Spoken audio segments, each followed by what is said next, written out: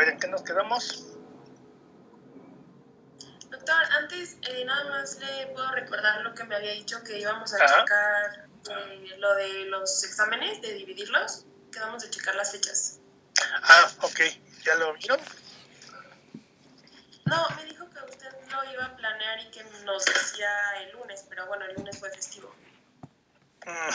Entonces, no, a ver, no me recuérdame porque no me acuerdo. Que íbamos a dividirlos. O si quiere, ¿Cómo los íbamos a dividir? Teníamos que pensar en las dos fechas, pero si quiere, yo veo las fechas y le mando un mensaje proponiéndoselas. Ok, muy bien. Bueno, sí, muchas gracias. Okay. Perfecto, doctor. Ok, bueno. Entonces, ¿en qué nos quedamos? Lo último que vimos fue una imagen que tenía de hecho una persona patinando, o no me acuerdo si fue el cuadro o eso, o sea, tengo los dos. Lo de equilibrio. De reflejo. Ajá. Ok, bueno. Entonces dijimos que ya habíamos terminado con lo de equilibrio, sí, ya me acordé. Ok, a ver, ¿alguien tiene a la mano el sílabus? Es que tengo una duda ahorita. ¿Lo tienen por ahí? Sí, yo ahorita lo busco rápido. Nada más quiero ver, en el tema de equilibrio, si nos está marcando los de motor o qué nos estaba marcando, digamos. Sí, marca control motor. O sea, dice equilibrio, control motor. ¿Y después? Después viene sueño. Mentales superiores. Bueno, ok. Muy bien. Bueno, entonces vamos con control motor. Miren, vamos a apurarnos para que hoy terminemos lo de control motor y ya la otra semana, ya ver, ya no sé, también ya estoy perdido, qué tan atrasados vamos, ya no de acuerdo a las fechas. Equilibrio y control motor estaba planeado para la semana del 19 al 23 de abril y en esta semana, que sería la del 10 al 14 de mayo, deberíamos ir en eje hipotálamo, hipófisis y tiroides. Ok. No está tanto. Bueno, porque los temas de endocrino no son tan extensos. Entonces, nada más, ¿y cuándo? A ver, nada más por favor, ya para terminar. ¿Cuándo terminamos? Está puesto para la semana, o sea, terminar las clases del 7 al 11 de junio está planeada en el sílabus. ¿De cuándo para poder hacer ¿Perdón? ¿De cuándo otra vez? Del 7 al 11 de junio. 7-11 de junio. ¿Esa es nuestra última semana de clases? Ajá. Ok, junio. Muy bien. Sí, para ya acelerar esto. Ok, entonces ya estamos. Y nada más tenemos que encontrar lo de las fechas de mayo, junio, eso en un mes. Tenemos que encontrar las fechas de los exámenes, ¿no? Sí, doctor. Bueno, ok, bueno, me voy a apurar, entonces vamos a ver. Vamos con la parte del control motor. Y ahorita, esto lo terminamos ahorita. Bueno, entonces ya terminamos con la parte del equilibrio. Como les había yo mencionado, habíamos dicho que tanto la parte del control motor como de equilibrio vienen englobadas, ¿verdad?, en lo que serían funciones motoras. Sin embargo, aquí vamos a tener una diferencia. El control del equilibrio, como ya lo estuvimos mencionando, es una respuesta de tipo refleja, ¿verdad?, totalmente refleja. Y por lo tanto, pues va a ser, ¿qué cosa? Involuntaria. A menos que tengamos un daño en alguna de las estructuras, etcétera, etcétera, vamos a tener pues falta de este control. Ahora, en el caso del control motor como tal, el tema de control motor se refiere al control motor del músculo esquelético, ¿sí? Entonces, a ver, un segundo, al control motor de músculo esquelético. Entonces, repito, cuando vamos a hablar de control motor, es el control que el sistema nervioso va a llevar a cabo del músculo esquelético para que permita realizar todos nuestros movimientos de tipo voluntarios, ¿ok? Y de ahí vamos a tener entonces varias circunstancias muy importantes. Entonces, uno, control motor no implica reflejos. Los reflejos serían entonces o del equilibrio o por receptores propioceptivos, como ya lo estuvimos viendo. Fíjense bien, en este esquema es muy importante porque nos va a poner todas las fases que deben de ocurrir para que se lleve a cabo el control motor. Si yo les pido a ustedes levanten el brazo y ustedes ejecutan esa acción, bueno, eso simplemente el hecho de movilizar el brazo ya implicó todo en el esquema. Entonces, vamos a tener que se tienen que cumplir absolutamente todos. Y antes de entrar en detalle, lo primero que quiero que quede claro es lo siguiente. Para que se lleve a cabo cualquier movimiento de tipo voluntario, se requiere, como el nombre lo está diciendo, de la voluntad del sujeto. Ajá. Van a decir ustedes, bueno, pero es que en ocasiones yo no sé que me quiero mover y me muevo, ¿no? No estoy consciente o no tengo pleno conciencia de que quiero movilizarme. Bueno, pero sí hubo una intención, que eso es lo que vamos a decir. ¿Por qué lo estoy diciendo? Porque desde el punto de vista médico esto es extremadamente importante. Fíjense bien, todos los movimientos que nosotros realizamos son voluntarios. Entonces, puede ser que tengamos plena conciencia o no, pero son voluntarios.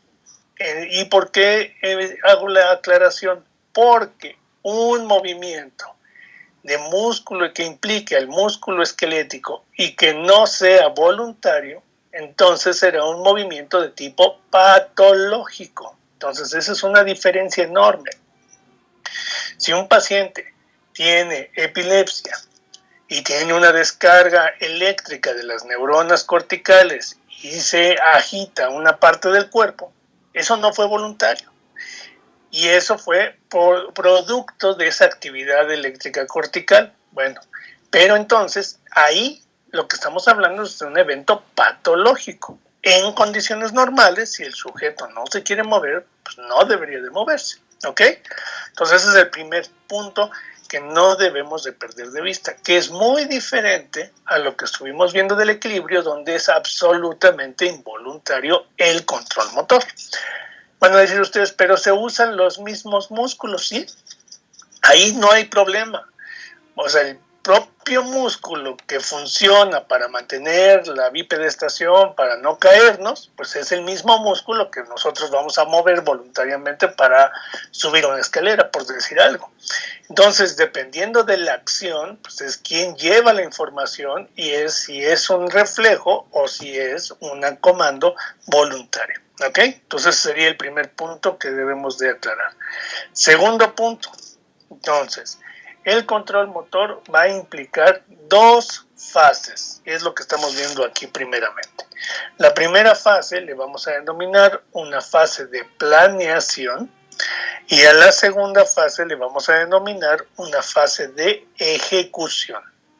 Entonces, igual que lo que estamos mencionando antes, es forzoso, es obligatorio que se cumplan con estas dos fases. ¿Por qué? Porque al final son parte del mismo proceso. ¿Cuál es el proceso? Llevar a cabo un movimiento, ¿sí? Entonces esto debemos de entenderlo.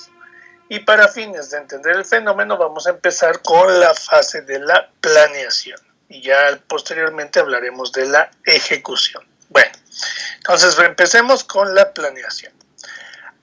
Como el nombre lo está diciendo, la planeación implica una serie de procesos destinados a preparar la señal eléctrica, ojo con lo que estoy diciendo, una serie de procesos involucrados en preparar la señal eléctrica que debe de ir hacia la corteza motora y premotora, como lo estamos viendo justo en la mitad del esquema, ¿no?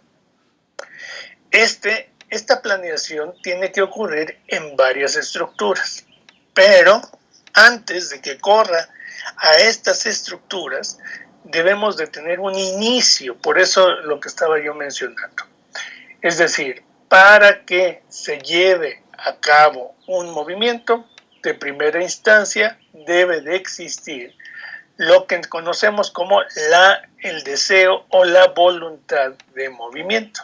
Entonces el sujeto debe de tener una intención, también le vamos a llamar así, intencionalidad. Debe de tener una intención para la cual debe de realizar el movimiento. Y lo primero que tenemos que tener claro, que eso lo he estado repitiendo en varias partes, ¿verdad? Que esa intención pues surge de lo que aquí en el esquema nos ponen como una idea, ¿ok?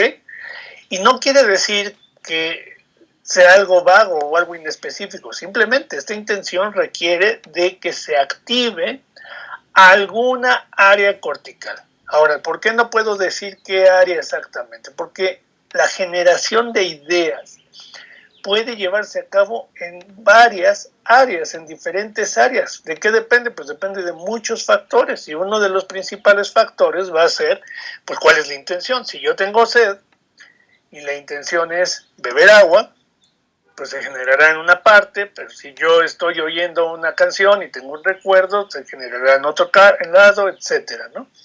Si estoy tratando de entender algún concepto, se producirá la activación en otra corteza, y si quiero realizar una respuesta motora, tengo que llevar a cabo el comando en otro lado. Entonces, la idea o la intención de movimiento es el primer paso, y que involucra áreas de relación cortical. Por eso, insisto, no nos están diciendo qué áreas de la corteza. Simplemente lo que nos quieren dar a entender en este punto es de que es necesario que se active estas áreas con la intencionalidad de llevar a cabo el movimiento.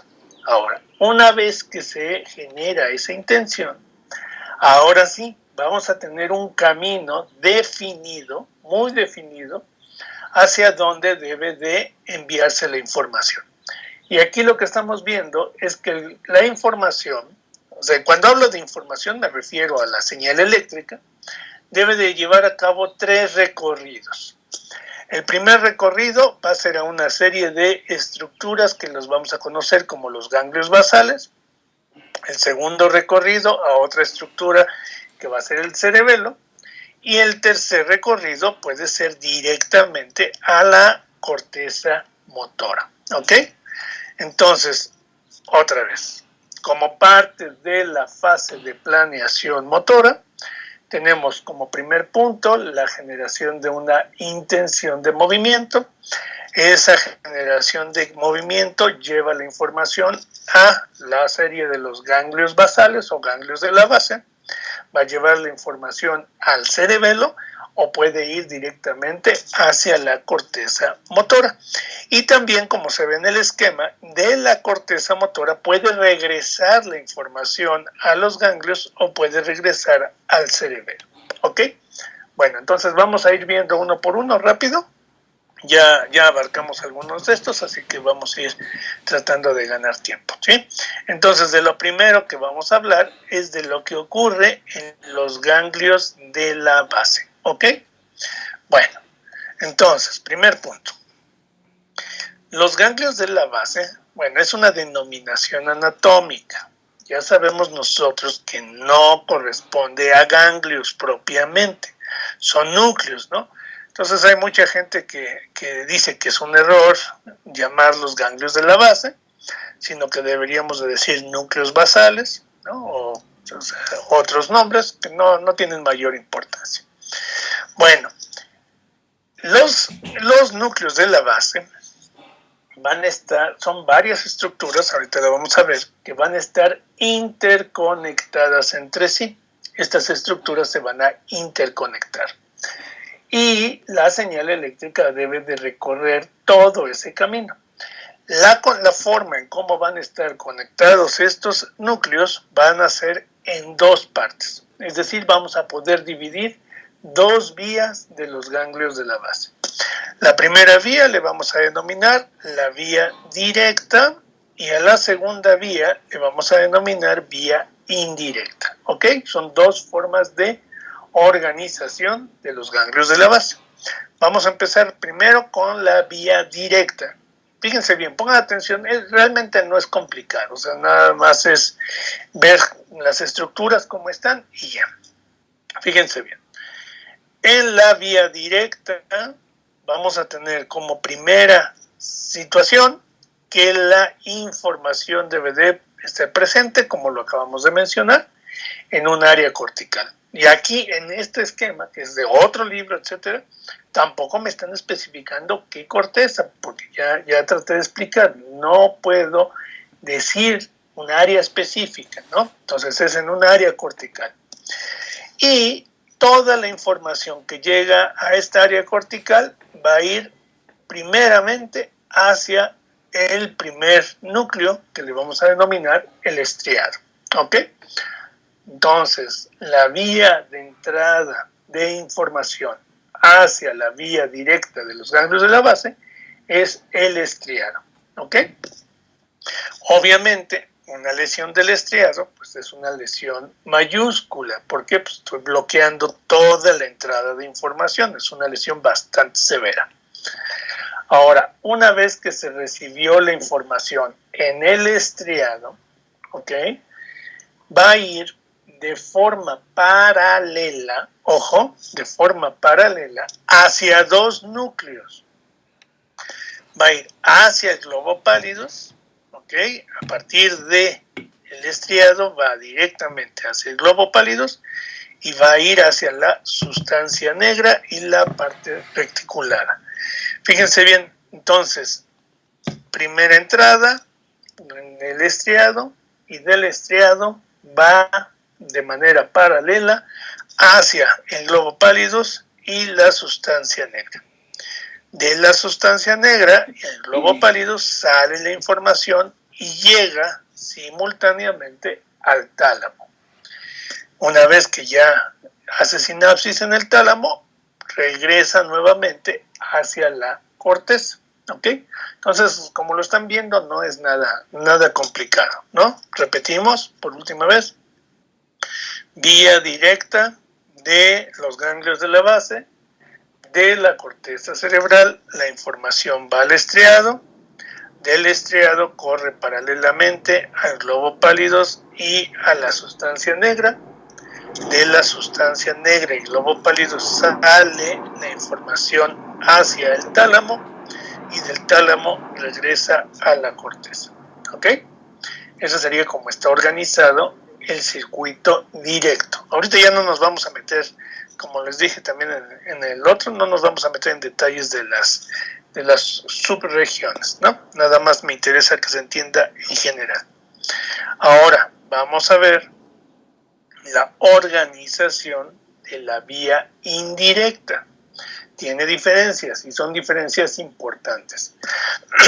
Primero, otra vez, la información va de la corteza cerebral, pero ahora vamos a tener, fíjense bien, que de la corteza va hacia núcleos subtalámicos, ¿ok? Esa es una aferencia. Sin embargo, tenemos otra aferencia. ¿Cuál es la otra aferencia? El estriado.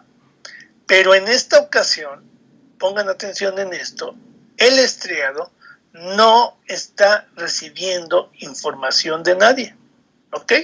O sea, no tengo ninguna flecha que le envíe información al estriado. En la vía directa sí, recibía información de la corteza, pero en la vía indirecta no. ¿Por qué? Porque resulta que el estriado es un núcleo que tiene una característica particular. Posee un grupo de neuronas que les vamos a denominar neuronas marcapaso. ¿Y qué quiere decir esto de neuronas marcapaso? Son neuronas semejantes a lo que, guardando las proporciones, llevan a cabo las células cardíacas de los nodos, en donde no requieren de que nadie, que el sistema nervioso o que otra célula le provoque la despolarización. Es decir, estas neuronas marcapaso tienen la capacidad de autodespolarizarse, de tal forma que todo el tiempo van a estar generando señales autorreguladas.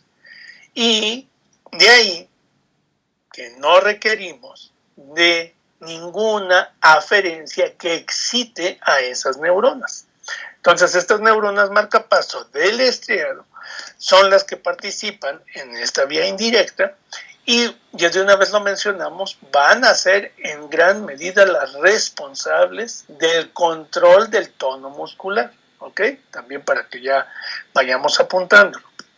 Entonces, en la vía indirecta voy a tener dos. Sí.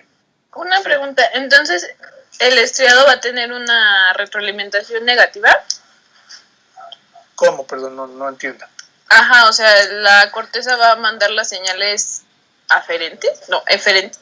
Bueno, las señales a los núcleos subtalámicos, pero el estriado lo que va a hacer es que estoy leyendo lo que dice la imagen y dice que las líneas negras son inhibitorias y las rojas son excitatorias. O sea, lo que voy es, si mantiene el tono muscular, entonces es una retroalimentación negativa, se podría decir o sea, como ese tipo, o sea, va a mantener, o sea, va a seguir manteniendo el tono, pero va a relajar y va a contraer a través de la vía indirecta.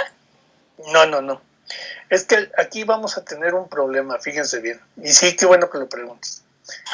El problema más importante que existe aquí, pongan atención porque ahorita vamos a poner 2 ejemplos de patologías justo para que se entienda este concepto. El problema más importante que tenemos aquí es que yo no puedo hacer una relación directa de lo que está ocurriendo en los ganglios con lo que, digo, como me lo estás planteando tú, de si hubiera excitación o inhibición de los músculos. Es decir, se los voy a poner en otras palabras. Estamos tan lejos aún de poder que la información, que la señal eléctrica llegue hasta el músculo, que tiene que pasar esta información por muchos, vamos a decir, por muchas estaciones previas, ¿ok?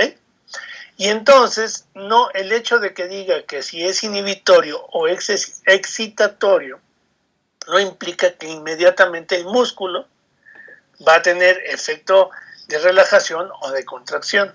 Ahorita lo explico otra vez y si no se entiende me dices, ¿ok? ¿Sí? Entonces, sí, no es ningún sistema de retroalimentación negativo.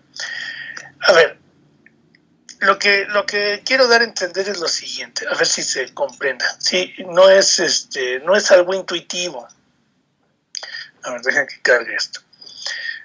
Vamos a hablar de estas neuronas del estriado, ¿no? Que entonces dije que son neuronas de tipo marcapaso. Ok. Que las neuronas se van a autodespolarizar. Ok. Sin embargo, van a establecer una sinapsis a través de GABA. Ok. Entonces van a utilizar como mediador al GABA. Y el GABA es un neurotransmisor de tipo inhibitorio. Entonces aquí tengo esta neurona. Aquí está la sinapsis. ¿Ok? Y aquí está la terminal pre. Y aquí está la terminal post. Y el mediador químico aquí es GABA. ¿Ok? ¿Queda claro? A ver, entonces, punto número 1. Para que se libere el neurotransmisor que tiene que ocurrir, se tiene que excitar, se tiene que despolarizar la neurona presináptica, ¿ok? Si la neurona presináptica no se despolariza, no hay liberación de GABA. ¿Queda claro? Entonces, activo la neurona presináptica, se despolariza y libera el neurotransmisor, en este caso, que es el GABA. Pero este neurotransmisor, ¿qué va a hacer en la neurona posináptica? ¿Qué es lo que va a provocar? Pues una hiperpolarización. Es decir, que la neurona posináptica sí se va a inhibir por efecto de la primera. ¿Queda claro? Entonces ese es el punto. Por eso insisto en que no podemos hacer una relación directa. Entonces, a ver, lo que tenemos que observar es, si tuviéramos un circuito de neuronas, vamos a poner aquí, ok, aquí una pequeña red de neuronas. Entonces, vamos a poner que esta está conectada con otra y esta a su vez va a estar conectada con otra. Ya para terminar. Ok, ahora entonces, aquí tengo un neurotransmisor excitatorio, aquí tengo un neurotransmisor inhibitorio, aquí tengo un neurotransmisor excitatorio y aquí excitatorio. Entonces, empieza la neurona, vamos a ponerle número para que ustedes entiendan. 1, 2, la 3 y la 4. Ok, estimulo la 1.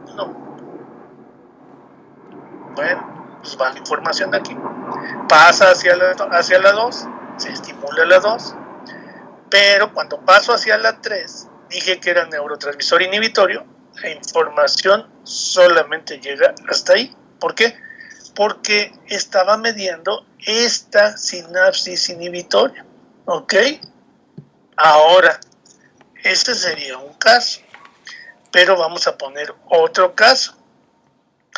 Vamos a poner que el caso 2, ok, tengo que inhibo yo, por alguna razón, la neurona 1, inhibo la neurona 2, pero la neurona 3 ya no sufre de inhibición. ¿Por qué? Porque anteriormente nadie está transmitiendo aquí.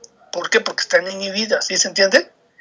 Y entonces puede ser que aquí sí pase la información y aquí pase la información porque la 3 no se le produjo la inhibición que tenía que tener. ¿Sí se entiende más o menos o no? Entonces, ¿de qué depende? ¿De qué depende este tipo de cosas? Dependen de todo el circuito que tiene que pasar o por el cual tiene que atravesar la información eléctrica. Y entonces va a pasar por una sinapsis excitatoria, después una inhibitoria, después una excitatoria, después inhibitoria, etcétera. Y al final llegará hacia la corteza motora y llegará hacia el músculo. Entonces, de ahí que, insisto, no se puede hacer una relación directa. Ahorita que ponga el ejemplo del Parkinson, ahorita rápido, a ver si se logra entender más. Bueno, entonces te vamos. Vía indirecta. Primera aferencia de la vía indirecta va a ser la información que va de la corteza hacia los núcleos subtalámicos. Y la segunda aferencia va del estriado a través de las neuronas marcapaso hacia el globo pálidos. ¿Ok?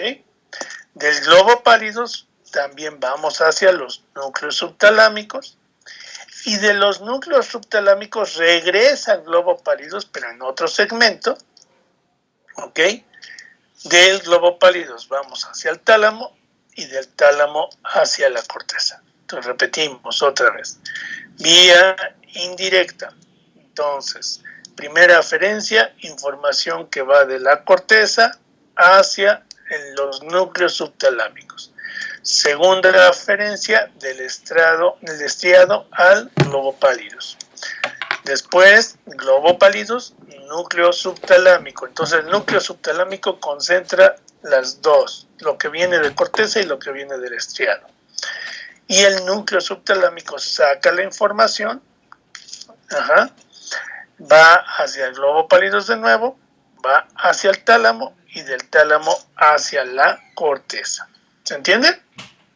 Entonces, ahorita lo único que quiero que quede claro es cómo están conectados, ¿sí? Ahorita vamos a ver más. ¿Sí queda claro o no? ¿Vamos bien? Sí, doctor. Ok. Siguiente punto. Ahora, los neurotransmisores. Esto es, aquí sí es determinante. Entonces, sí, como lo estaban mencionando, es muy importante que tengamos claro cuáles son los neurotransmisores que participan en los ganglios de la base, tanto en la vía directa como en la indirecta.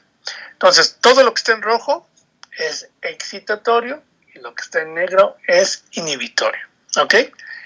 Y es muy fácil. no se hagan bolas. A ver, para podernos aprender esto es extremadamente importante y es muy simple, fíjense bien. Entonces, tengo dos tipos de neurotransmisores, los excitatorios y los inhibitorios. Bueno, el neurotransmisor inhibitorio, ¿quién va a ser? Pues el neurotransmisor más común, que es el GABA. Entonces ya, aquí nada más tengo un neurotransmisor inhibitorio, que es el GABA. Y de los neurotransmisores excitatorios tengo dos. Tengo al más abundante, que es el glutamato, y tengo a la dopamina. Ojo, dopamina es neurotransmisor excitatorio. ¿Sí queda claro? Ahora, entonces, fíjense bien. ¿Cómo me lo voy a aprender? Muy simple. Lo primero que me tengo que aprender es la vía dopaminérgica. Y conecta la vía dopaminérgica. Estriado, ¿ok? Sustancia negra, globopálidos. Es decir, estamos hablando de la vía directa o vía indirecta. Entonces sería vía directa, ¿ok? ¿Y cuál sería? Entonces, a ver, vamos a regresar al otro esquema. Aquí la única diferencia es que nos arreglan diferente el esquemita, ¿no? Pero al final es lo mismo. Entonces, ¿cómo va a quedar? Vamos a ver. Tengo, entonces, vía dopaminérgica, otra vez estriado, ¿ok? Vamos a ver, estriado, globopálidos, sustancia negra. Entonces, si lo pintara yo en otro color, esto es la vía dopaminérgica. ¿Sí? ¿Queda claro? ¿Y el resto? ¿Y el resto qué va a ser? Pues va a ser GABAérgica. GABAérgica en el caso de, ojo, ¿cuáles son las vías GABAérgicas? Estriado. Bueno, déjenme pintarlo en negro porque si no nos vamos a confundir. Otra vez acá. Estriado, globopálidos, núcleos subtalámicos y tálamo, globopálidos, tálamo. Y de ahí en fuera, o sea, este es lo único, esta región es lo único inhibitorio, lo único GABAérgico, y el resto es glutamatérgico. ¿Ok? Esto está muy simple, o sea, no tengo mayores problemas. Es más, así como pregunta de examen, o sea, la dopamina participa en la vía directa, en la vía indirecta, pues participa en la vía directa. El GABA participa en la vía directa, vía indirecta, en la vía indirecta. El glutamato, sí. Pero hay diferencia, ¿no? Porque la vía directa sería glutamatérgica, pero aparte la sustancia negra es de dopamina, no de glutamato. Por eso, la pregunta de examen sería, el glutamato, dopamina, participa en vía directa o indirecta. Dopamina, primero. Entonces diríamos solo en la directa. GABA participa en vía directa o indirecta, solo en indirecta. Y glutamato es el que participa en los dos. ¿Sí? ¿Vamos bien? Pero, por ejemplo, los receptores D2 de la sustancia negra que participan en la indirecta. No, pero en la indirecta no tenemos sustancia negra. A ver, en la indirecta no está participando la sustancia negra. ¿Sí? O sea, en la indirecta, otra vez, es solamente corteza cerebral, núcleos subtalámicos, estriado, globopálidos, núcleos subtalámicos, globopálidos, pálidos, tálamo. O sea, la sustancia negra es específica de la vía directa. ¿Ok? Ok. Bueno, entonces ya queda esto. Ahora, ¿por qué hago tanta énfasis en esto? Aquí sí tenemos que hacer mucho énfasis. Entonces, punto número 1. Todo. Pongan atención en esto, porque desde el punto de vista médico es muy importante. Todo lo que involucre a los núcleos de la base, O sea, ¿qué quiero decir? Todo. Al propio núcleo, a la vía o a los neurotransmisores, todo lo que involucre a los núcleos de la base, ¿qué va a pasar con él? Va a tener una repercusión motora. Es decir, de alguna u otra forma, o sea, ahorita no estoy especificando cómo, lo que yo voy a observar con una afección, sea, insisto, de las neuronas, de los núcleos, de la vía o de los neurotransmisores, tendrá consecuencias de tipo motor. Entonces, ¿y por qué hago el énfasis, insisto? Porque si yo utilizo agonistas o antagonistas dopaminérgicos, agonistas o antagonistas GABAérgicos o agonistas o antagonistas glutamatérgicos, tendrá algún efecto de tipo motor. ¿Queda claro? Y el ejemplo muy fácil de entender es el siguiente. ¿Cuál es uno de los agonistas? Bueno, ¿qué fármaco puede estimular el receptor a GABA? Pues un grupo de fármacos que los conocemos como benzodiazepinas. Y las benzodiazepinas tienen varios efectos dependiendo de la concentración a la que se encuentren, pero, por ejemplo, puede ser un fármaco ansiolítico. ¿Qué quiere decir que sea un fármaco ansiolítico? Que va a calmar un estado de ansiedad. Y dentro del estado de ansiedad que voy a tener un periodo de agitación motriz del paciente. También puedo tenerlo como un relajante, ojo, no relajante muscular, relajante, que obvio no se usa para eso, no se debe de utilizar para eso, y también puede ser un sedante, ¿ok? Entonces tiene consecuencias ¿de qué tipo? Motrices. Muchos anestésicos que se usan en cirugía le pegan a los receptores GABAérgicos. Y entonces, ¿qué van a tener como consecuencia? Efecto motriz. Entonces, por eso insisto, tienen que tener muy claro este parámetro. Todo lo que tenga que ver con estos núcleos o con sus neurotransmisores, ya sea por alteración o por uso de fármacos, va a tener efectos motrices. ¿Ok? Bueno, entonces esta es la forma en cómo va a estar organizado. Ahora vamos a tratar de entender qué hacen los núcleos, para que ya quede claro. No me voy a tardar mucho, nada más vamos a tratar de aquí a 10 minutos, nada más para que terminemos de comprender qué hacen estos ganglios. Bueno, una de las lesiones, una de las enfermedades neurológicas más comunes, más famosas y más evidentes de alteración de los ganglios de la base es el Parkinson. La enfermedad de Parkinson es una enfermedad de tipo degenerativa, ¿ok? Sin embargo, también existe Parkinson por traumatismos. Ahorita lo explico. A ver, fíjense bien, en esta imagen vamos a ir de atrás hacia adelante, ¿sí? En esta imagen solamente vamos a tratar de entender qué le ocurre a los pacientes que padecen Parkinson. Bueno, lo primero que vamos a observar es que un paciente que padece Parkinson va a tener como primera característica un incremento generalizado del tono muscular desde la cabeza hasta los pies. Es decir, va a presentar una espasticidad muscular. Este incremento del tono va a depender pues del avance de la enfermedad, ¿verdad? Si está en una etapa temprana, pues lo vamos a tener un ligero incremento, y si está en una etapa ya avanzada de la enfermedad, tendrá una espasticidad bastante severa. ¿Sí? Doctor, Sí.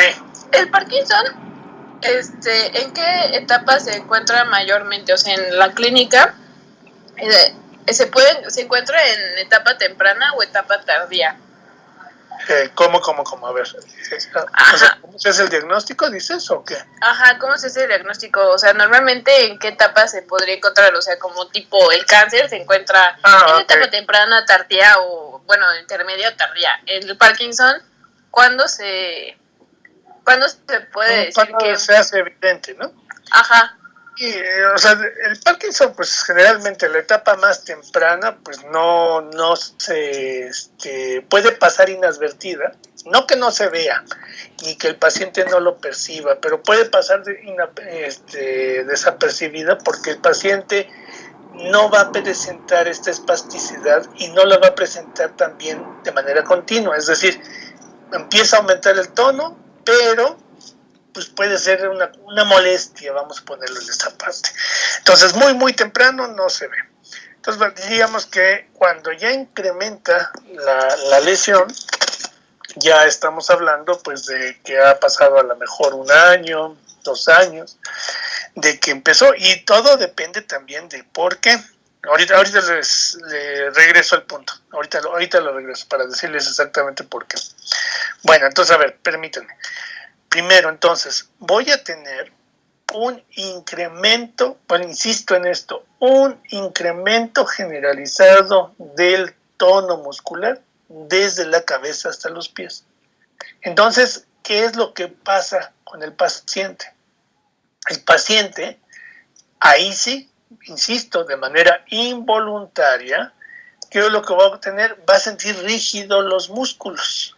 En esta etapa temprana que estamos diciendo, pues él empieza a sentir como que está acalambrado, por decirlo en palabras populares, ¿no?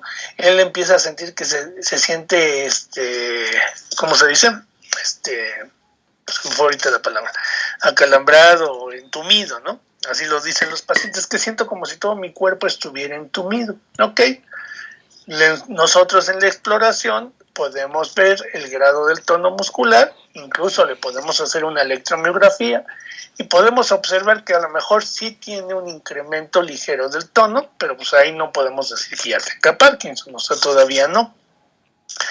Ahora, ¿cómo empieza a aumentar el tono muscular? Entonces, el músculo esquelético pierde una característica muy importante, que es la capacidad de ejercer o de movilizar los músculos con finura, ¿sí? Es decir, al estar cada vez que yo incremento el tono, estoy incrementando el tono tanto de músculos ventrales, o sea, flexores, como de músculos extensores. Y entonces es como si tuviera una lucha de poleas. Vamos a pensar que tenemos una polea, entonces jalo una cuerda que serían los flexores, jalo la otra cuerda que son los extensores, y si en los dos estoy jalando, estoy haciendo mucha fuerza, pierdo la precisión. Entonces la siguiente etapa, después de que el paciente me dice que se siente entumido, que se siente con endurecido del músculo, empieza a tener alteraciones del control motor, psicomotrices, en donde empieza a notar el paciente pérdida de control fino del movimiento, ¿no? Entonces ahí ya empezamos a tener ya una segunda característica.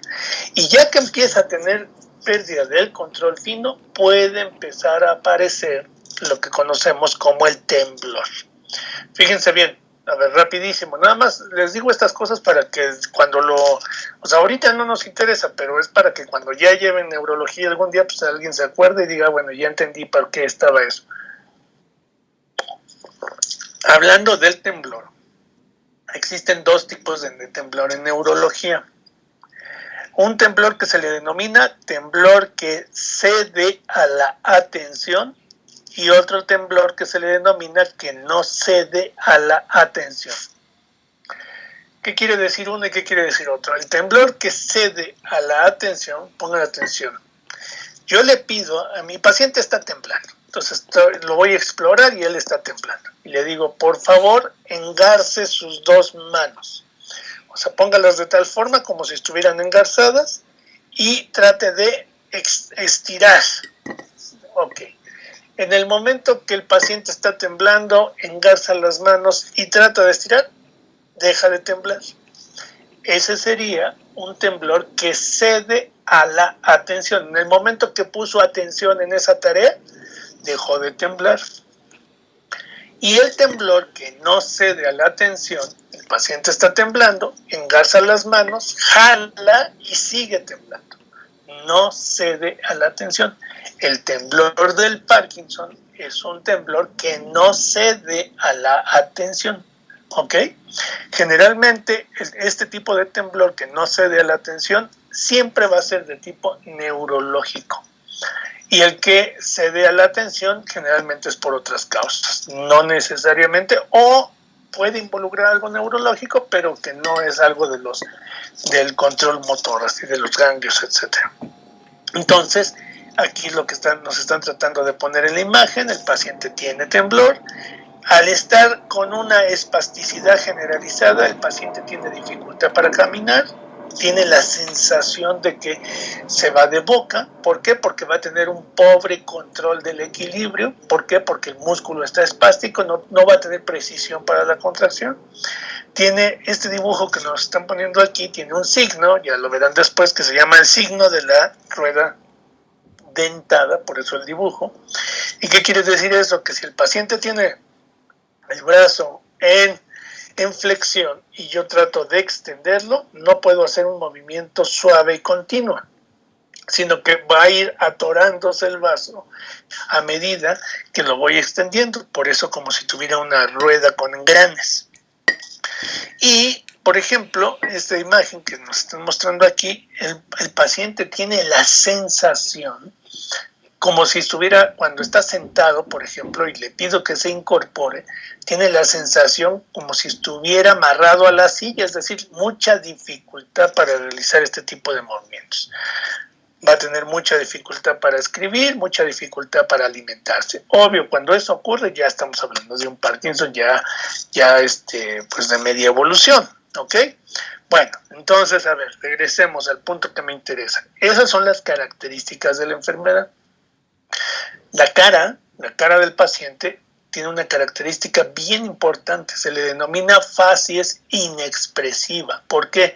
Porque los pares de músculos de la mitad derecha y de la mitad izquierda de la cara están contraídos.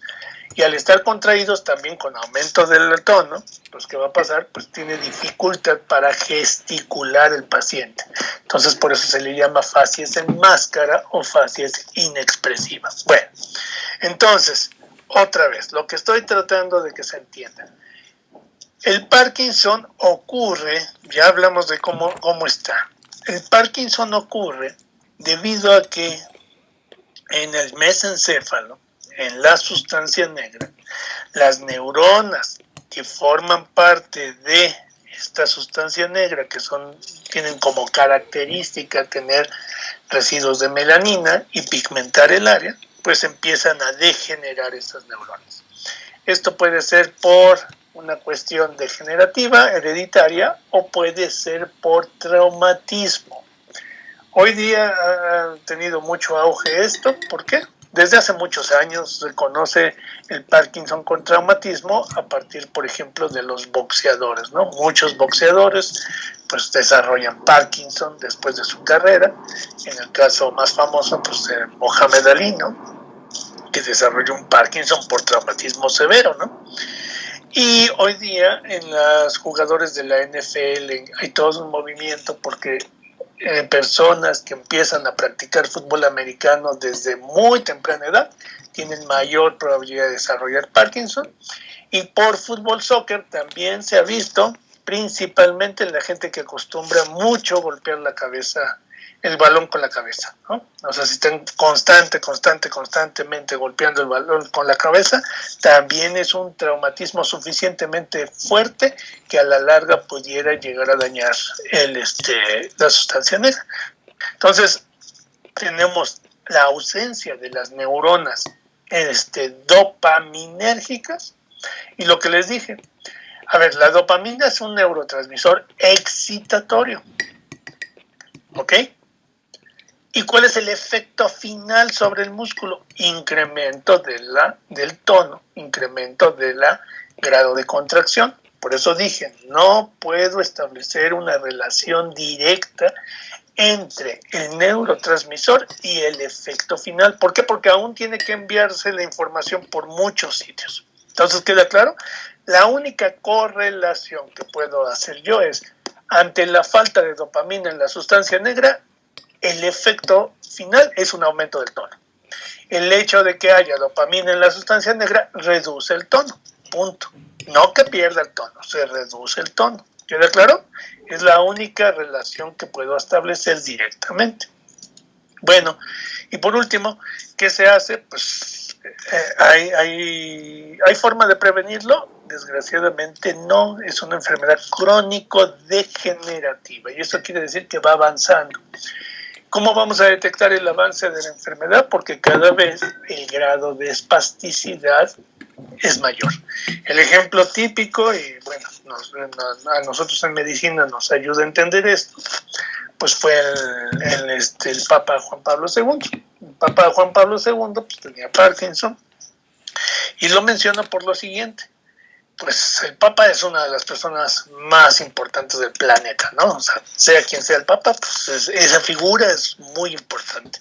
Y a lo que voy con ese comentario es, pues entonces va a tener toda la atención médica necesaria y de la mejor calidad. Bueno, en el caso del Papa Juan Pablo, pues murió de Parkinson. Entonces, si una persona de ese nivel muere de Parkinson, lo primero que ustedes deben de entender y que no hay cabida a la duda, pues es que el Parkinson no tiene cura. ¿Y por qué lo insisto? Porque por ahí anda gente en el Seguro Social diciendo que curan el Parkinson, o en otros países diciendo que curan el Parkinson. Si eso fuera cierto, pues entonces muchas personas de poder pues no tendrían Parkinson, ¿no? Bueno, ese es el primero. Segundo, hay una cosa que se le denomina historia natural de la enfermedad en medicina. ¿Qué quiere decir la historia natural de la enfermedad? Cuando una enfermedad evoluciona desde inicio hasta el fin y que el paciente vive lo suficiente, podemos ir viendo toda la serie de cambios que ocurren a lo largo del desarrollo de la enfermedad. Entonces, en el caso del Papa nos permite ver la historia natural de la enfermedad. Aparece el Parkinson, esa etapa temprana, con esta ligera espasticidad, sin tanta limitante del movimiento. Poco a poco empezó a aumentar la espasticidad y una de las primeras cosas que se empezaron a notar es que ya tenía mucha dificultad para caminar y también dificultad para hablar, ¿verdad? Siguiente paso, aumenta la espasticidad. Me estoy saltando pasos, nada más para que entendamos la trascendencia. Ya la espasticidad llegaba a un grado muy severo, ya no podía caminar, ya no podía hablar y llega a una espasticidad de las cuerdas vocales en la laringe, de tal que se cierra la laringe y le tuvieron que hacer una traqueostomía. Posteriormente, la espasticidad sigue aumentando hasta que alcanza a los músculos respiratorios y entonces el paciente pues ya a partir de ahí pues ya no puede tener ventilación y pues esa es una de las causas de muerte, ¿no? Entonces sí, va a ir evolucionando. Que si hay tratamiento, sí, se le puede administrar la propia dopamina, pero por desgracia solamente es efectiva por pocos años, alrededor de 2 años, 3 años máximo. Y hoy día hay tratamientos experimentales que, bueno, ya se están popularizando un poco, pero tampoco son curativos. Consiste en una neurocirugía donde se introduce un electrodo y ese electrodo va dando descargas, ¿verdad?, eléctricas a los núcleos, haciendo como si la sustancia negra siguiera funcionando y sí, retrasa los temblores, favorece la movilidad, etcétera, pero también parece que uno pues tiene que tener implantado el electrodo del paciente, entonces imagínense el riesgo de infección, y 2, también sí va dejando de ser efectivo con el tiempo, ¿no? Lo único que ayuda es a mantener un poco más de tiempo funcionalmente al paciente. Bueno, ok, entonces ya ese es el ejemplo, ¿no? Y el segundo ejemplo, bueno, no menciono 2 o 3 ejemplos rápido, otras 2 o 3 enfermedades de los ganglios de la base, pues es la corea de Huntington. Por ejemplo, la palabra de corea, que quiere decir que el sujeto tiene movimientos de tipo coreico, ¿verdad? Y de tipo de movimientos ondulatorios. Y a lo que se refiere la corea de Huntington es que hay una descoordinación en el movimiento de los músculos de la parte superior del cuerpo y de la parte inferior del cuerpo. Entonces, fíjense bien, tenemos al sujeto, el sujeto moviliza la parte superior del cuerpo, en una dirección, la parte inferior en otra, como si fueran movimientos, insisto, de serpiente, o como si el paciente estuviera bailando, ¿no?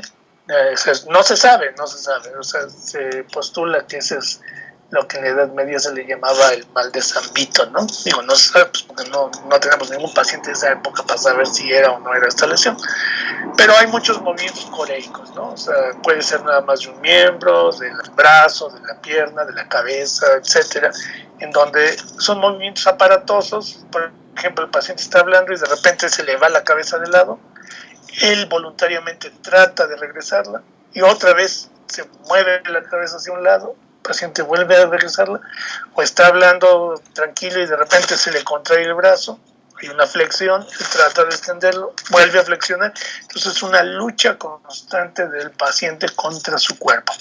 Entonces los movimientos otra vez son patológicos, no son voluntarios. Otro ejemplo, aparte de la corea de Huntington, es la enfermedad de Turing. La enfermedad de Turing es una enfermedad que tiene muchas variantes, pero por ejemplo, uno de los tipos de variantes es que el paciente está hablando y de repente tiene un espasmo de los músculos del tórax y emite un ruido. Está hablando normal así, de repente grita, o sea, un grito ahí descontrolado. Entonces la gente piensa que está loco el paciente. No tiene que ver absolutamente nada con la cuestión mental. Es un espasmo muscular que presiona la caja torácica y que produce que salga el aire y se hace un ruido. Sigue hablando y vuelve a emitir el ruido, etc. Entonces, lo que quiero que se entienda, en el caso de la corea de Huntington y en el caso del Turing, no tengo la lesión de uno de los núcleos. Puedo tener lesiones parciales del estriado, del globo pálidos, etcétera, ¿no? O sea, puedo tener diferentes. Ahora, en esos dos, tanto Corea como de la enfermedad de Turing, no tengo una afección generalizada. Es una afección de grupo de músculos, un grupo, insisto, puede ser cabeza, puede ser tórax, puede ser brazo, puede ser pierna, puede ser unilateral, puede ser bilateral, etcétera. Y en el caso del Parkinson sí es generalizado. Entonces, lo único que quiero es que se entienda con estos tres ejemplos que el control que ejercen los ganglios de la base va a impactar justo en alguna alteración motora. Y ya les puse entonces el otro ejemplo farmacológico donde si yo utilizo agonistas o antagonistas GABAérgicos, dopaminérgicos o glutamatérgicos, también voy a tener efectos motores. ¿Ok? ¿Queda claro? ¿Alguna duda de la función de los ganglios de la base? ¿No? Bueno, entonces seguimos. Todo bien. Ahora, del esquema dijimos, ok, entonces una parte de la información va a los ganglios de la base y otra parte de la información va al cerebelo. Y aquí ya ahorramos tiempo porque ya hablamos del cerebelo. Simplemente vamos a decir otra vez, lo que expliqué del cerebelo aplica para el control motor. Es decir, cuál era la función del cerebelo, el control fino del movimiento. Ya pusimos los ejemplos de qué es lo que ocurre cuando se deprime el cerebelo, por ejemplo, por el alcohol, y ya se va perdiendo el control fino. Ok. Aquí lo importante, dije que el cerebelo funcionalmente, no anatómicamente, dijimos funcionalmente va a estar dividido en tres. Bueno, la parte del cerebelo que está involucrada en la planeación motora va a ser lo que corresponde a los lóbulos cerebelosos. Entonces los lóbulos cerebelosos van a ser los responsables de estar ejerciendo este control fino en la planeación motora. ¿Ok? Bueno, y tercero, entonces ahora sí, ya la información, de acuerdo a nuestro esquema, toda la que va de los ganglios, la que va del cerebelo y la que viene de estas áreas corticales llega a la corteza motora y premotora. ¿Ok?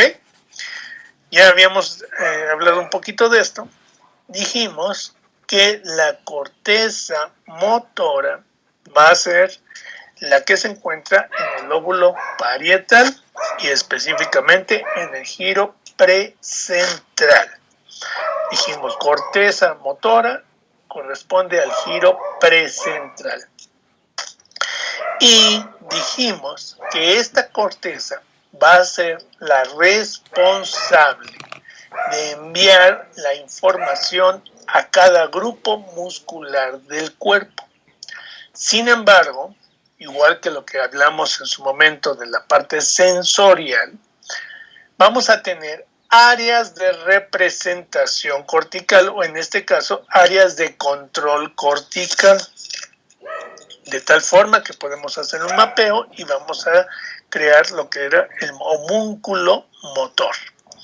Entonces, el homúnculo motor lo que me está diciendo es cuántas neuronas o cuánta área cortical está destinada para controlar el movimiento de una parte del cuerpo.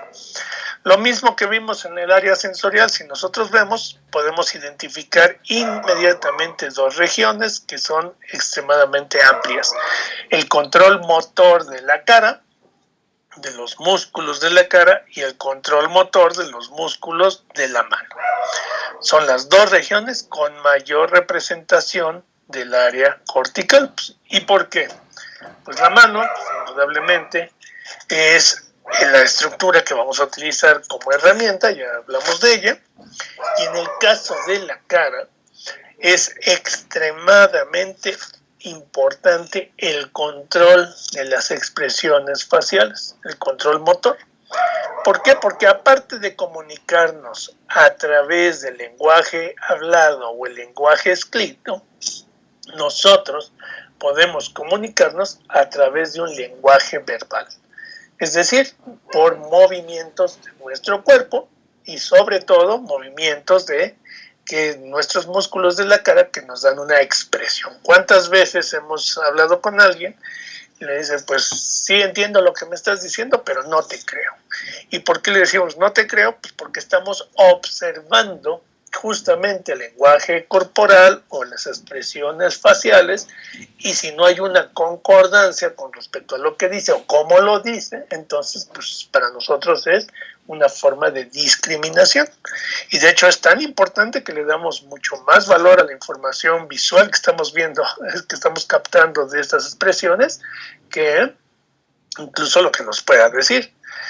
Por último, se puede uno entrenar, obviamente, para poder engañar, ¿no? O sea, las personas que se entrenan motormente, motrizmente, o sea, es muy curioso, porque cuando uno ve a alguien que está estudiando esto, pues parece que está estudiando un deporte, porque son muchas disciplinas de control motor, pues son los actores. Los actores estudian pues, para hacer un control voluntario de todo su cuerpo y aparentar condiciones que no son reales, ¿no? Esa es la actuación. Pero eso se logra pues teniendo mucho ejercicio motor, ¿verdad? De la cara, del cuerpo, etcétera, para convencer con mis acciones y mis expresiones que pudiera estar ocurriendo algo, ¿no? ¿Sí? Entonces esto es muy importante. ¿Queda claro? Y la tercera región que vemos que tiene una representación pues más o menos importante es el control motor de la laringe. ¿Por qué? Porque es el área pues, que vamos a utilizar para comunicarnos a través de del lenguaje hablado. ¿Ok? Bueno, ahora, una vez que llega la información a esta región, a esta corteza motora, ahora pasamos a la siguiente etapa, que sería la etapa de ejecución. Y la etapa de ejecución entonces involucra lo siguiente. Vamos a tener. Doctor. Sí. ¿El giro precentral está en la corteza frontal? No, parietal. Es corteza parietal. Ok, gracias. Sí, o sea, el área somatosensorial, giro precentral y postcentral corresponden a la corteza parietal. ¿Ok? Bueno, entonces decimos, de la corteza motora entonces ahora ya vamos a la parte de la ejecución motora y vamos a tener entonces dos destinos. Fíjense cómo es simple aquí el asunto. Vamos directamente de la corteza motora a los músculos. Otra vez, ¿músculos de qué tipo? Músculo esquelético. Y vamos a llevar información nuevamente hacia el cerebelo y del cerebelo regresa hacia la corteza. Entonces, la ejecución motora ya simplemente es llevar la información de estos músculos de la corteza hacia los músculos responsables de realizar el movimiento y de realizar un segundo ajuste fino a través del cerebelo. Bueno, entonces, ¿quién va a ser el responsable de hacer este ajuste fino en la ejecución? En el caso del cerebelo es la parte del istmo, ¿verdad? O lo que también conocemos como espinocerebelo, es la región cerebelosa involucrada en la ejecución motora. ¿Sí? ¿Queda claro? Entonces la parte del istmo o el espinocerebelo va a ser el cerebelo involucrado en la ejecución. A ver, entonces resumiendo lo del cerebelo. Entonces habíamos dicho, el cerebelo funcionalmente lo vamos a dividir en tres. Lo que corresponde a su función de planeación motora son los lóbulos cerebelosos. Lo que corresponde a su función de ejecución motora va a ser el istmo o espinocerebelo. Y lo que corresponde a su función del equilibrio, que va a ser el vestíbulo cerebelo o lóbulo flóculo nodular. ¿Ok? Bueno, y entonces de ahí ya vamos directamente hacia los músculos. Y para eso vamos a ver la vía. En este caso vamos a tener una vía de tipo descendente. ¿Ok? ¿Por qué? Porque la información va de la corteza, ojo con esto, no lo pierdan de vista, va a ir de la corteza a cada uno de los segmentos medulares que controlan todos los músculo esquelético de nuestro cuerpo.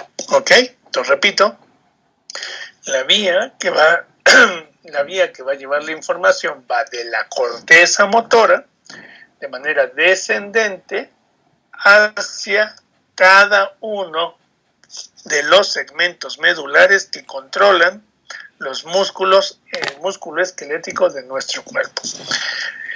Y la vía es extremadamente simple, no tiene nada de complicación. Entonces, a partir de la corteza motora, la información va a descender y vamos a tener una referencia anatómica. Ojo con esto.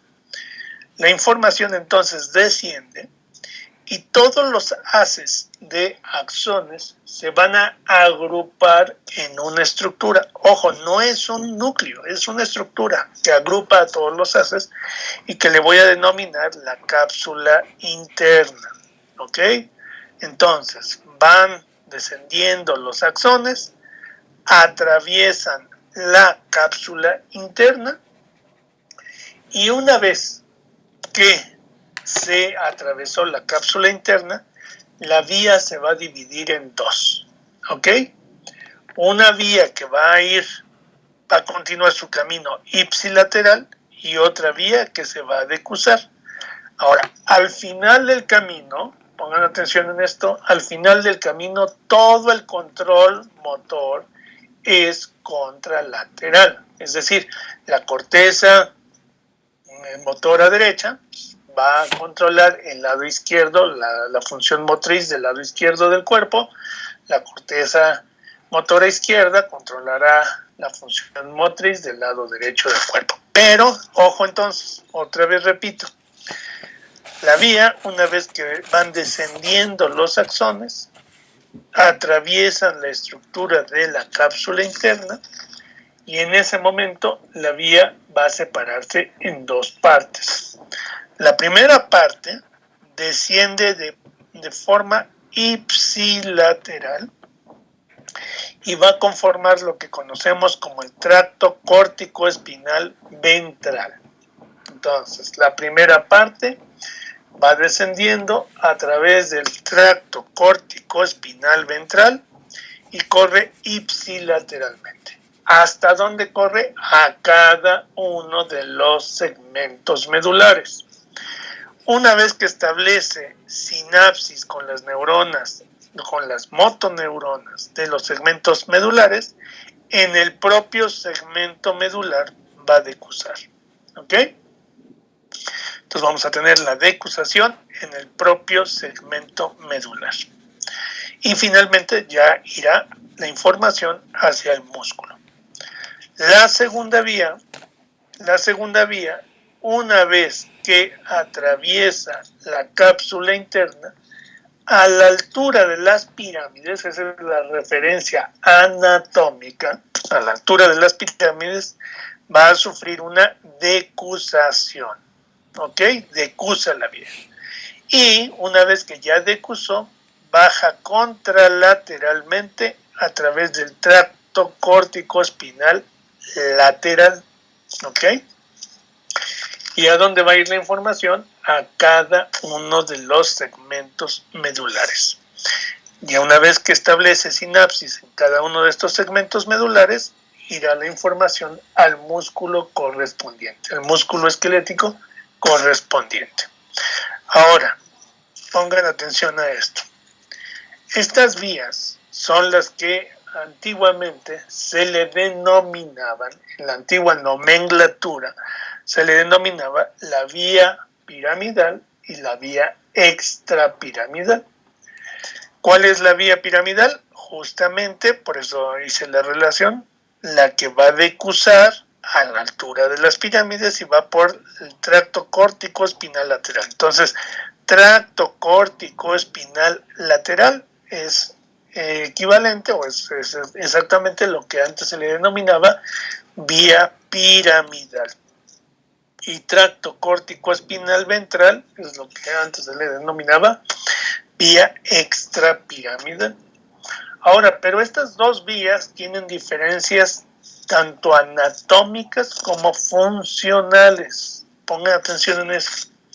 En este esquema me está diciendo el tracto córtico-espinal ventral, dice, del total de fibras de control motor solamente corresponde al 20%.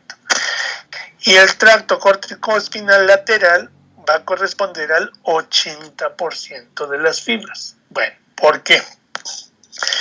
Otra vez, perdón. La vía extrapiramidal o tracto córtico-espinal ventral corresponde al 20% de las fibras y va a inervar músculos axiales, es decir, músculos de movimientos gruesos. El tracto córtico-espinal lateral o vía piramidal involucra el 80% de las fibras y va a inervar músculos distales, es decir, músculos de movimientos finos. Entonces, desde el punto de vista clínico, los neurólogos siguen utilizando esta nomenclatura y es fácil establecer si un paciente tiene una lesión piramidal o una lesión extrapiramidal. Si el paciente no se puede mantener de pie, si el paciente tiene dificultad para estar sentado, si el paciente solamente puede estar postrado, si no puede elevar la cabeza, bueno, será una alteración de tipo extrapiramidal. Y si el paciente involucra movimientos o falta de movimientos de los miembros, movimientos anormales o falta de movimientos de los miembros, bueno, puede involucrar una lesión de tipo piramidal. ¿Ok? Ahora, aquí vamos a tener otra situación. Ahorita la voy a mencionar para que diferenciemos. Hay dos opciones de lesiones. Puedo tener una lesión en la corteza o puedo tener una lesión a nivel de la médula o una tercera opción es en cualquiera de las vías que se lesionen, ¿no? Entonces, no es fácil O sea, ahorita nada más estoy mencionando, dependiendo de cuál de los dos centros de control, sea de músculos axiales o músculos distales, puedo saber si se está involucrando una u otra vía. Pero lo que no sé es si involucra la vía desde el punto de vista cortical, desde el punto de vista de la vía en sí, desde el punto de vista medular o desde el punto de vista del nervio que inerva el propio músculo. Tengo que evaluar todo eso. ¿Ok? ¿Queda claro hasta aquí? Bueno, ¿alguna duda hasta esto? ¿No? Doctor, Sí. vas, Maru. No, nada, yo no. Bueno, nada más tenía una duda de lo del precentral. ¿Ese no estaba en el lóbulo frontal? O sea, nada más estoy confundida en esa parte. No, es el lóbulo parietal. No, ahí sí no hay duda. Sí, o sea, el giro central, la incisura central divide el giro precentral y giro poscentral, pero no, ese no es corteza frontal. ¿Sí? Ok, gracias. Sí. Bueno, sí. El porcentaje de fibra se debe a la finez del movimiento igual, ¿no? A ver, ¿cómo? El porcentaje de fibras. O sea, Sí, claro. Piramidal. O sea, si tengo un músculo de movimientos gruesos, no necesito tanta inervación, porque con una inervación puedo activar, con una fibra, digamos, de inervación, puedo activar muchas fibras musculares y pues lo único que necesito es que se lleve a cabo la contracción, pero en el caso de los músculos de movimientos finos, sí requiero de una inervación muy abundante. ¿Por qué? Pues porque tengo que controlar con mayor precisión justo ese movimiento. ¿Sí? ¿Se entiende? Sí. Ok, gracias. Ok. Bueno, ahora, fíjense bien. Siguiente punto. Entonces, hasta aquí, esto es lo que corresponde, o sea, tratándolo de hacer así de manera sintética, es lo que corresponde al control motor, ¿verdad? Ahora vamos a ver algunos detalles del control motor. Entonces, eso fue la vía y el control. Ahora vamos a hablar de algunos detalles. Primero, que son muy importantes y en todos los libros de fisiología nos aclaran estos aspectos. Entonces, primero, fíjense bien. En el caso de la información que llega a la médula, ¿qué es lo que va a pasar con esto? Ya habíamos dicho, por eso he insistido en el mismo concepto, porque aquí es donde tenemos que tenerlo totalmente claro. Dijimos, la médula va a estar dividida por segmentos, ¿sí? Va a estar dividida por segmentos. Y en cada uno de estos segmentos voy a encontrar las neuronas que controlan, pues, ¿qué cosa? Un aspecto de nuestro cuerpo, pues ya sea sensorialmente o motrizmente. Y también lo que ya dijimos varias veces es que este control va a ser de tipo transversal, ¿ok? Dentro del cuerpo transversalmente.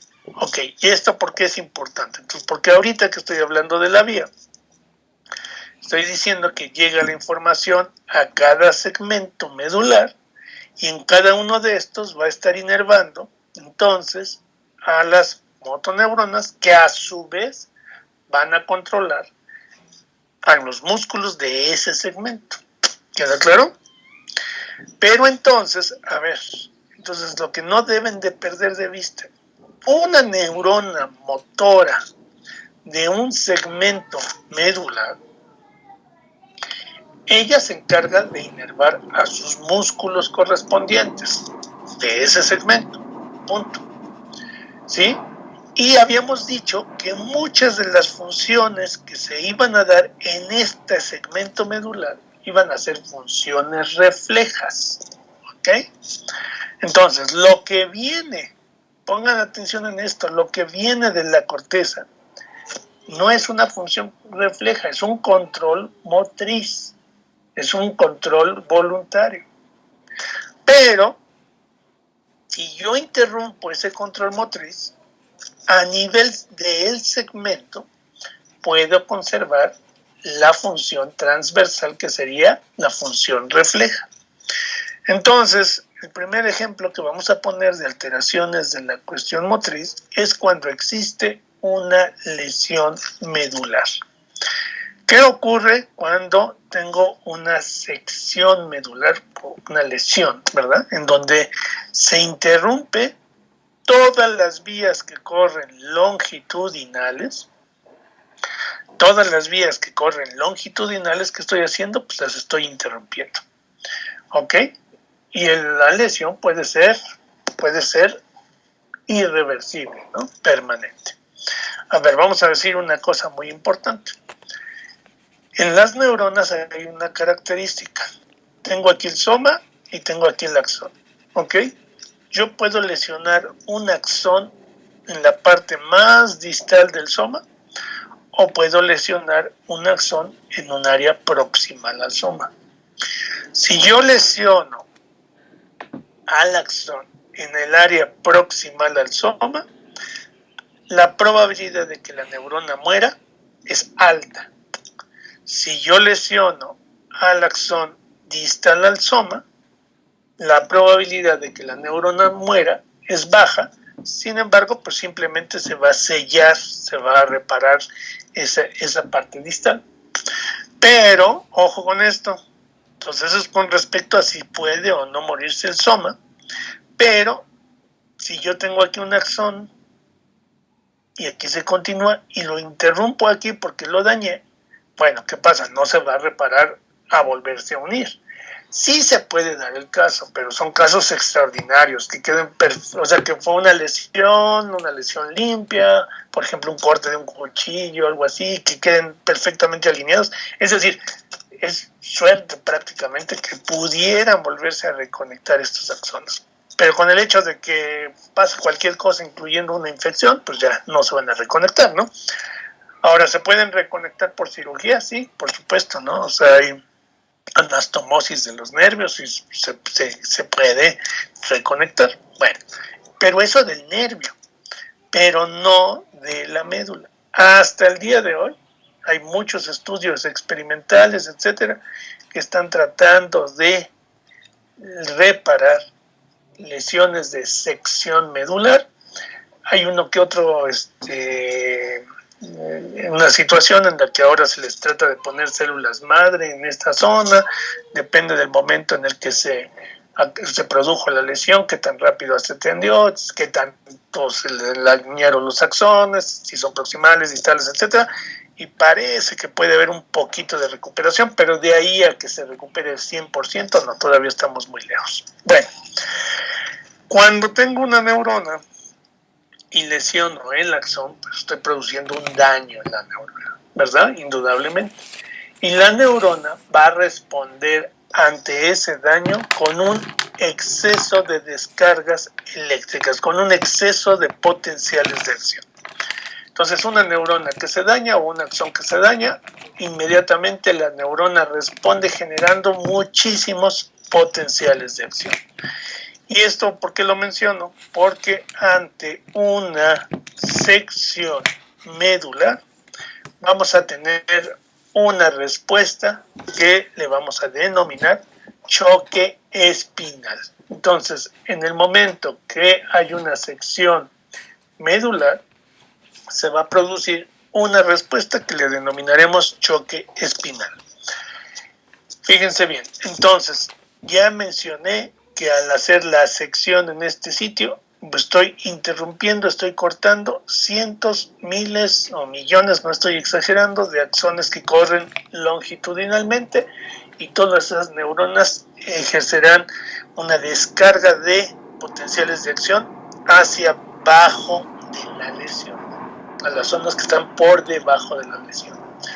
Entonces, el choque espinal es un fenómeno que se caracteriza, pongan atención en esto, se caracteriza por dos cosas. Por un periodo de tiempo, ¿verdad? Por un periodo en el que hay una respuesta espástica ¿ok? Es decir, todos los músculos que se encuentran por debajo del sitio de la lesión, al estarse descargando estos potenciales de acción, llegarán a las motoneuronas de cada uno de estos y estos a su vez llevarán esa información a los músculos.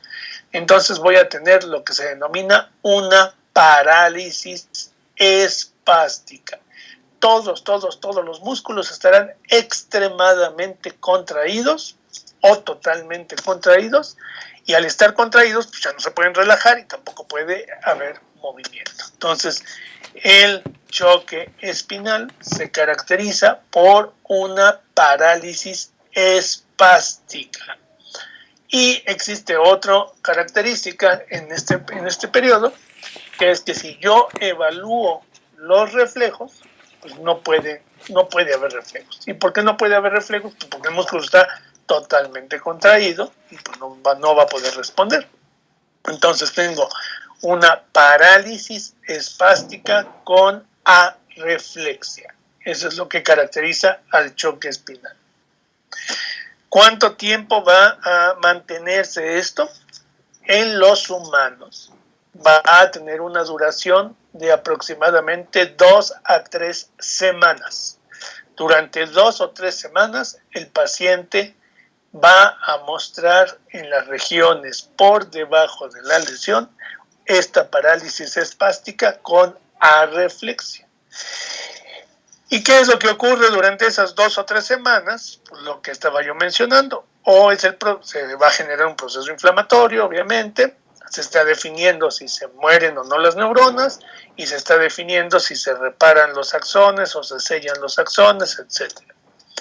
Una vez que pasan estas 2 o 3 semanas, entonces pasa el periodo de choque espinal. Y ahora, entonces, ¿qué es lo que va a ocurrir? Ya quedan interrumpidas las vías que venían de la corteza, y entonces ahora vamos a pasar de una parálisis espástica a una parálisis flácida. Es decir, ahora estas motoneuronas de los distintos segmentos medulares ya no cuentan con ninguna señal que las estimule, y a su vez estas motoneuronas no van a poder estimular al músculo esquelético. Y entonces, ¿en qué se va a notar? En una parálisis con una falta de tono. Entonces, la parálisis flácida lo que quiere decir es que el músculo pierde totalmente su tono muscular. Recuerden ustedes, músculo esquelético denervado no puede contraerse. En este caso, no se denervó por falta de la neurona medular, sino por la información que llegaba a la motoneurona medular. Entonces tendremos una parálisis flácida. Pero, ojo, por eso he tanto hecho énfasis, el segmento se encuentra íntegro. Este no se dañó, se dañó el que estaba acá arriba, no este. Todo lo que esté por abajo de la lesión y todo lo que esté por arriba de la lesión está íntegro. Solamente se lesionó él o los segmentos involucrados y las vías que corren longitudinalmente. Eso es lo que se lesionó. Entonces, ¿presentará reflejos? Sí, va a presentar reflejos.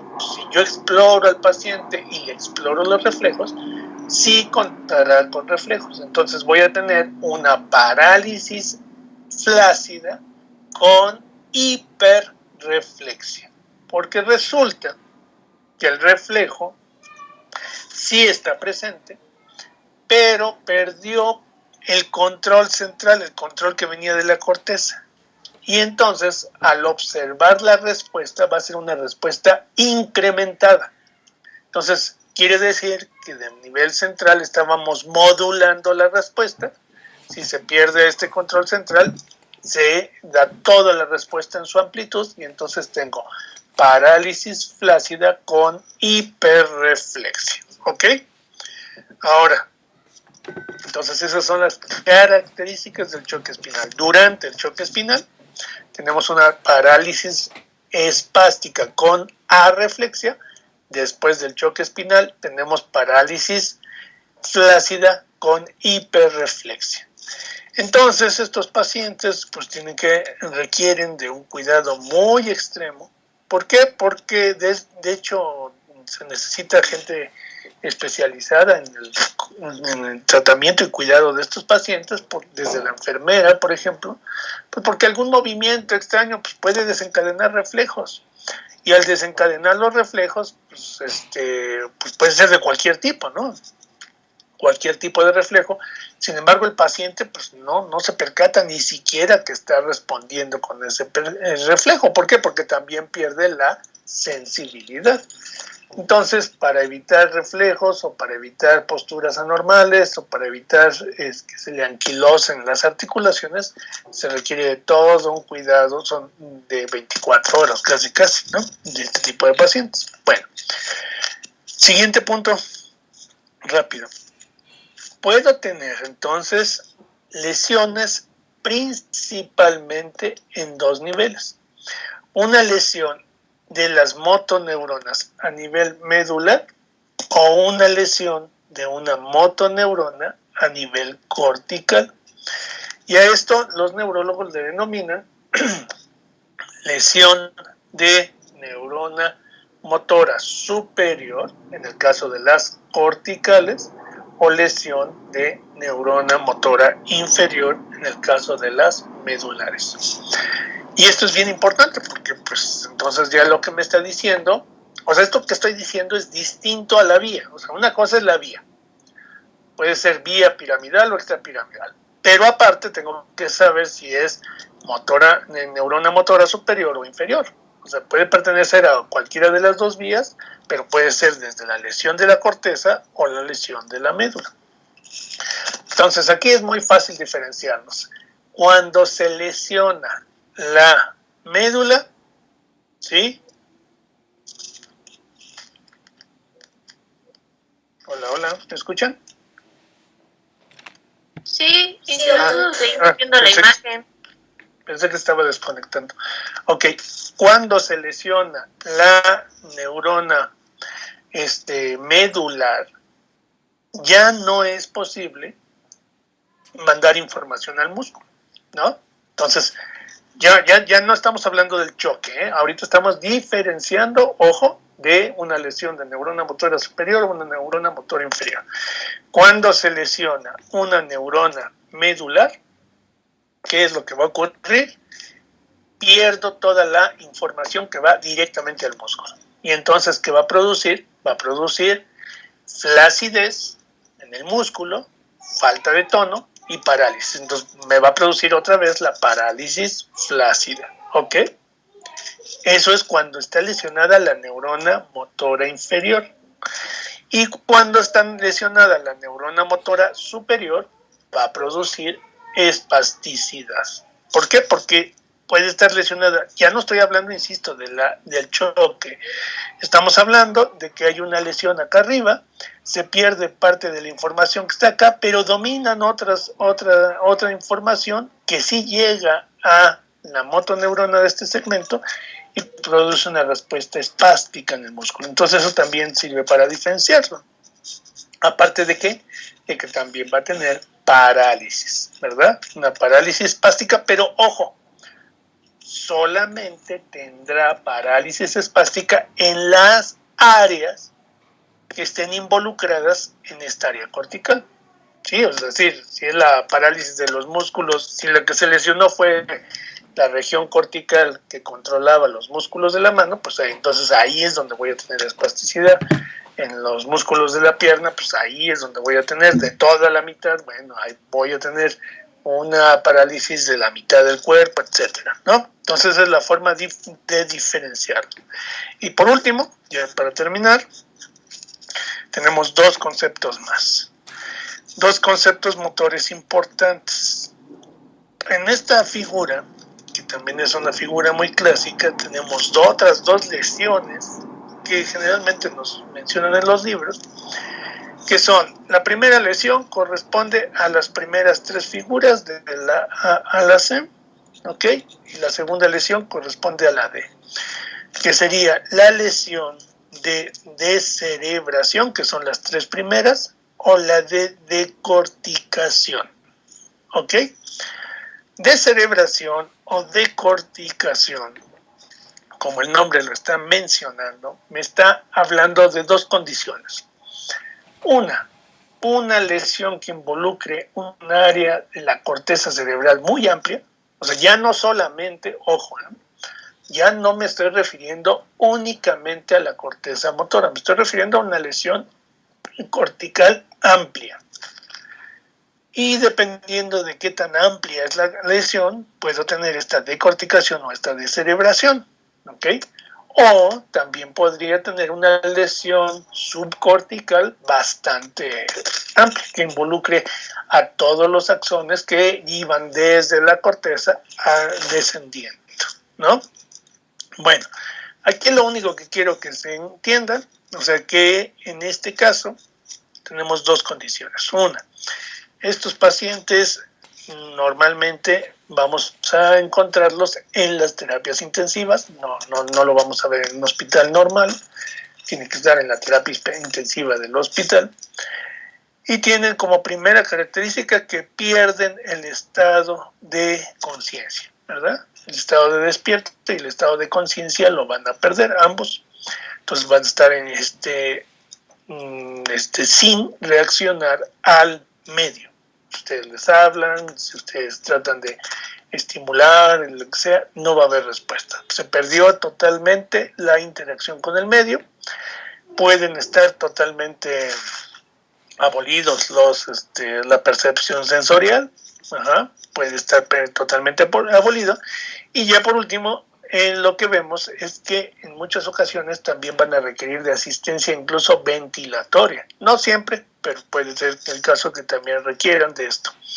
Y aquí el esquema lo que nos trata de mostrar es que adquieren una postura muy característica. En el caso de la descerebración verdadera, que sería el D, va a haber una extensión de la cabeza, extensión de los brazos, flexión de las manos y pronación.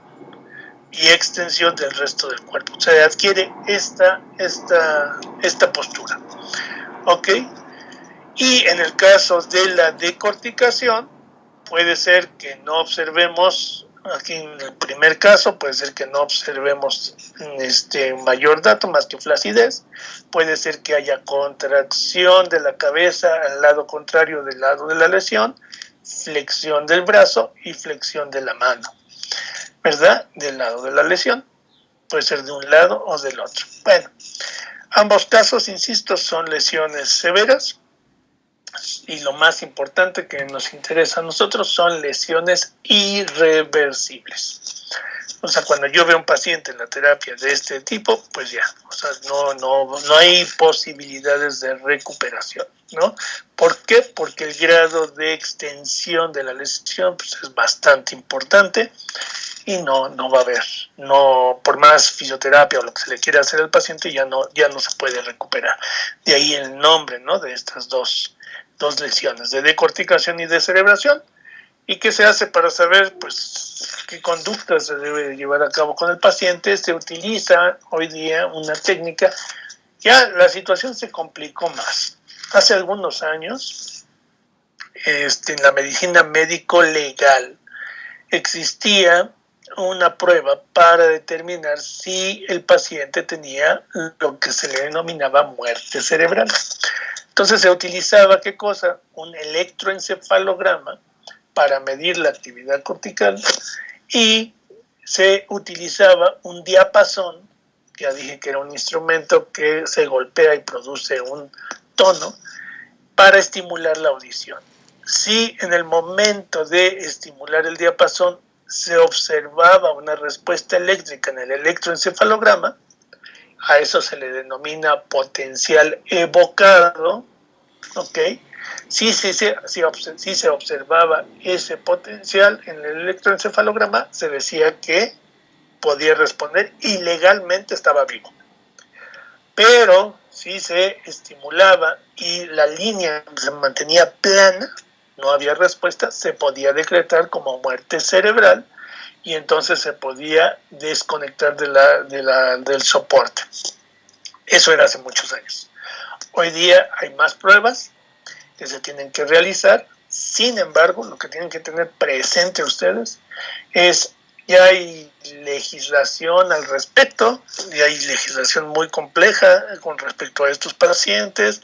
Si dejaron antes de perder la conciencia, habían dejado un escrito de voluntad anticipada, bueno, es toda una serie de términos que se tienen que considerar, porque, y una serie de pruebas, porque ahora decretar la muerte y hacer la desconexión es más delicado. Y si el paciente, vamos a ponerlo en palabras muy simples, si el paciente no dio su consentimiento y el responsable del paciente no da su consentimiento y ustedes lo desconectan, aunque el paciente hubiera sido ya en una calidad de irreversible, irrecuperable, etcétera, pues los van a acusar de asesinato. Así de simple, o sea, la ley así es. Entonces, cualquier persona que haga una maniobra sin todo el respaldo legal puede ser acusado de asesinato en primer grado. Entonces, sí, son cuestiones muy, muy delicadas estas, ¿no? Por eso tienen que conocerlas muy bien. Ok, bueno, entonces si nos dio tiempo, terminamos entonces ya con toda la parte de control motor. Y la siguiente clase nos apuramos y ya vemos todo por TESA, sueño y el electroencefalograma, que ya se pueden resumir porque ya estuvimos viendo cada una de las partes. Y entonces ya empezaríamos de inmediato con endocrino, y insisto, no son tan largos los temas de endocrino, y ya para ver nada más lo de las fechas de los exámenes y ya que no se nos retrase todo esto. ¿Sí? ¿Queda claro? Sí, doctor, gracias. Sí, Bueno. doctor, gracias. Gracias. Entonces nos vemos el lunes. Gracias, doctor. Gracias, doctor. Bye, doctor, gracias. Bien, El gracias. lunes recuérdenme de la última tarea. Bueno, les faltan 2 tareas. Otra tarea que falta, el lunes se las dejo, ¿sí? Nada más me recuerdan, por favor. Sí, doctor. Doctor. Bueno, nos vemos. Gracias. Bye.